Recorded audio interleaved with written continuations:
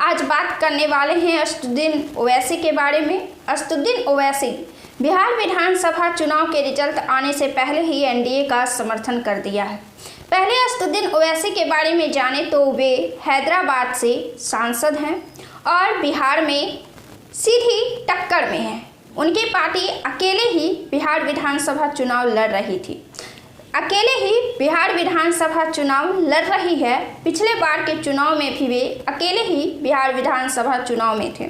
सीमांचल में उनकी पैठ मजबूत मानी जाती है। सीमांचल में मुस्लिम आबादी काफ़ी है। सीमांचल में 5 जिले आते हैं और इन 5 जिलों से 5 सीट असदुद्दीन ओवैसी ने पहली बार पिछले बार बिहार विधानसभा चुनाव में जीती थी और बिहार में काफ़ी धमाल मचाया था। उनका काफ़ी चर्चा हुआ था कि असदुद्दीन ओवैसी ने पहली बार में 5 सीटें जीत ली थी। हालांकि उनके 4 विधायक बाद में उनका साथ छोड़कर राजद में चले गए थे। इसके बाद से राजद और असदुद्दीन ओवैसी में काफ़ी तनाव का माहौल था, काफ़ी उतार चढ़ाव थे, कड़े बयानबाजी थी, नाराजगी थी। लेकिन जब इस बार का विधानसभा चुनाव हुआ तो शुरू में असदुद्दीन ओवैसी तो तेजस्वी और राष्ट्रीय जनता दल के खिलाफ में बोल रहे थे, लेकिन बात जब चुनाव की आई, जैसे जैसे चुनाव नज़दीक आने लगा तो एनडीए को शिकस्त देने के लिए असदुद्दीन ओवैसी ने महागठबंधन के साथ चुनाव लड़ने की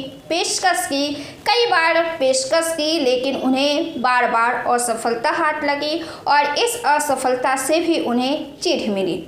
दरअसल तेजस्वी यादव की पार्टी राष्ट्रीय जनता दल ने असदुद्दीन ओवैसी की पार्टी AIMIM की यह पेशकश मानने से इनकार कर दिया और ऐसे में असदुद्दीन ओवैसी को बिहार में अकेले ही चुनाव लड़ना पड़ा। लेकिन अब असदुद्दीन ओवैसी ने बिहार विधानसभा चुनाव के रिजल्ट आने से पहले मीडिया कर्मियों से बात करते हुए ऐसा बयान दिया है जिससे उनका बयान एनडीए के फेवर में जाता है और महागठबंधन के खिलाफ में जाता है।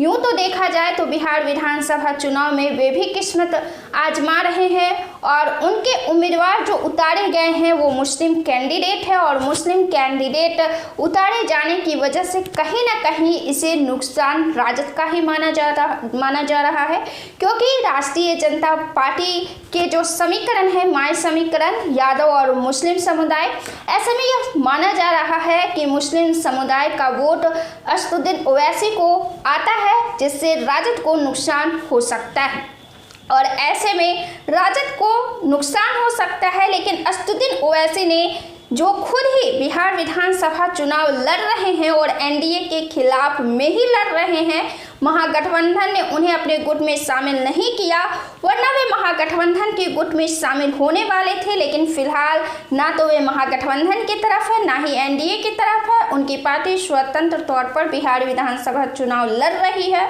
और इस चुनाव में उनके कैंडिडेट की जीतने की उम्मीदें भी हैं, क्योंकि पिछले बार उन्होंने 5 सीटें जीती थी और इस बार उनमें अधिक सुधार होने की संभावनाएं भी है, वोट प्रतिशत में भी सुधार होने की संभावनाएं हैं, क्योंकि भारत पाकिस्तान युद्ध के बीच असदुद्दीन ओवैसी की व्यक्तिगत छवि काफ़ी बड़ी कद के तरीके से उभर कर सामने आई थी। उनके बयानों से हिंदुस्तानी के दिल काफ़ी खुश हुए थे और असदुद्दीन ओवैसी के व्यक्तित्व को नए तरीके से देखा गया, नए तरीके से समझा गया। असदुद्दीन ओवैसी ने पाकिस्तान पर जिस तरीके से प्रतिक्रिया दी और इस प्रतिक्रिया के बाद खुद नरेंद्र मोदी ने उनसे बात की, अमित शाह ने उनसे बात की और जब पाकिस्तान के खिलाफ विदेशी दौरे के लिए एक समुदाय भारत से बाहर गया था जिसमें असदुद्दीन ओवैसी भी शामिल रहे थे, तो ऐसे में असदुद्दीन ओवैसी की एक नई छवि बनी है और इसका फ़ायदा उन्हें अवश्य ही मिलेगा, इस चुनाव में भी मिलेगा। लेकिन चुनाव के पहले उनसे जब मीडिया कर्मियों ने सवाल किया कि आखिर बिहार में जीत किसकी होगी, तो उन्होंने साफ तौर पर यह कहा कि एनडीए को शिकस्त देना इतना आसान नहीं है। महागठबंधन के बस की बात नहीं है एनडीए को शिकस्त देना, नीतीश कुमार के नेतृत्व को चुनौती देना महागठबंधन के बस की बात नहीं है। तो आखिरकार उन्होंने चुनाव के रिजल्ट आने से पहले यह ऐलान कर दिया है कि बिहार में एनडीए की जीत होगी और महागठबंधन की हार होगी। बाकी दोस्तों, असदुद्दीन ओवैसी के इस बयान को आप कैसे देखते हैं और बिहार की राजनीति में असदुद्दीन ओवैसी के आने से राजद पर क्या असर होगा, यह भी हमें कमेंट कर बताएं।